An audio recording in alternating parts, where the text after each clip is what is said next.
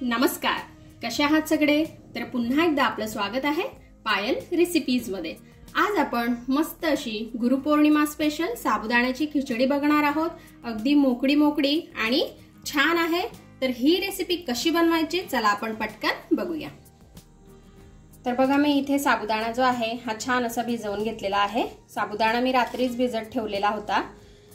जवळपास 3-4 तास जरी साबुदाणा भिजवला तरी चालतो। हे बघा, अगदी मस्त साबुदाणा इथे भिजलेला आहे। आता उपवासाचा म्हणजेच गुरुपौर्णिमे स्पेशल उपवासाचा साबुदाणा कसा बनवायचा आहे ते आपण बघूया। कढईमध्ये थोडं आपल्याला तेल टाकून घ्यायचं आहे। इथे मी 3 ते 4 चमचे तेल टाकून घेतलेलं आहे, म्हणजेच 1 पडी। इथे तेल जे आहे हे छान असं गरम झालेलं आहे। आता यामध्ये आपल्याला 1 चमचा जिरे टाकायचं आहे। बरेच जण उपवासाला जिरे खात नाही, पण जे खात असतील त्यांनी टाका, जे नाही खात असतील त्यांनी जिरं वगळलं तरीही चालेल।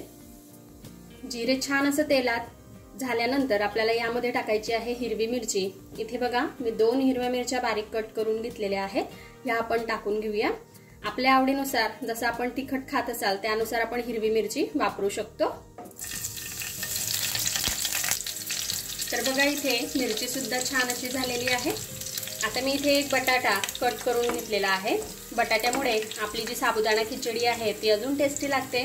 बऱ्याच जणांना आवडत नाही बटाटा, तर त्यांनी नाही टाकला तरी चालेल, पण आमच्याकडे बटाटा साबुदाण्यामध्ये नसला तर कोणी साबुदाणा खातच नाही, म्हणजे साबुदाण्याची खिचडी कोणी खायला बघतच नाही। तर इथे मी 1 बटाटा बारीक बारीक कट करून घेतलेला आहे।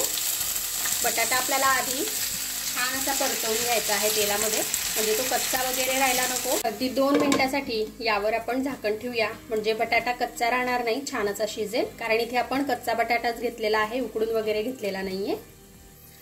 तर इथे आता आपण बटाटा चेक करून घेऊया। तर बघा, इथे बटाट्याचा कलर चेंज झालेला आहे। आता आपण बटाटा चेक करून घेऊया। हे बघा, अगदी सहज इथे बटाटा कट होतोय, म्हणजे हा छान असा झालेला आहे। आता जो 1 वाटी साबुदाणा छान असा मी भिजवून घेतलेला होता, असाच आपल्याला भिजवून घ्यायचा आहे। बघा किती दाणेदार झालेला आहे, अगदी मोकळा मोकळा। आता हा आपण टाकून घेऊया आणि साबुदाण्याला छान आपण मिक्स करून घेऊ।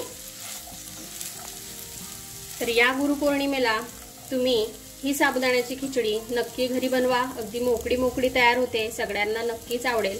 आणि आवडली रेसिपी तर लाईक करा, शेअर करा आणि अशा छान छान रेसिपीज बघण्यासाठी पायल रेसिपीजला सबस्क्राइब करून घ्या। तर बघा, इथे मी साबुदाणा छान असा मिक्स करून घेतलेला आहे। इथे आपल्याला शेंगदाण्याचं कूट टाकायचं आहे, जवळपास अर्धी वाटी। 1 वाटी आपण साबुदाणा घेतलेला होता, तर अर्धी वाटी शेंगदाण्याचं कूट अगदी परफेक्ट आहे। हे सुद्धा आपण छान असं मिक्स करून घेऊ। बऱ्याच ठिकाणी मिरचीच्या ऐवजी लाल तिखट वापरलं जातं, तर तुम्ही लाल तिखट सुद्धा वापरू शकता, पण आमच्या इथे लाल तिखट उपवासाला चालत नाही, म्हणून आम्ही मिरचीच वापरतो। तुमच्याकडे जे तुम्ही खात असाल मिरची किंवा लाल तिखट, त्यानुसार तुम्ही वापर करू शकता। तर इथे शेंगदाण्याचं जे कूट आहे ते सुद्धा छान असं मी मिक्स करून घेतलेलं आहे।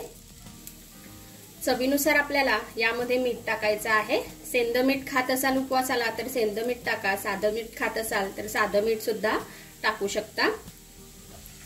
आणि जशी आजची आपली मस्त अशी साबुदाण्याची खिचडी आहे, त्याचप्रमाणे बऱ्याचशा वेगवेगळ्या प्रकारच्या ज्या उपवासाच्या रेसिपीज आहेत त्या सुद्धा मी तुम्हाला प्लेलिस्ट मध्ये देईल, तर तुम्ही आय बटनवर जाऊन नक्की बघा, म्हणजे वेगवेगळ्या प्रकारच्या ज्या उपवासाच्या रेसिपीज आहेत त्या सुद्धा तुम्ही ट्राय करू शकता।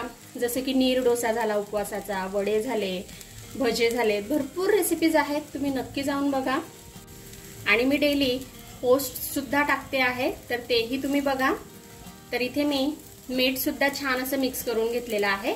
आता अगदी 2 मिनिटांसाठी यावर आपल्याला झाकण ठेवायचं आहे आणि गॅसचा जो फ्लेम आहे तो लो ते मीडियम वरती ठेवायचा आहे, हायवर ठेवायचा नाहीये। तर इथे अगदी 2 मिनिटं झालेली आहेत।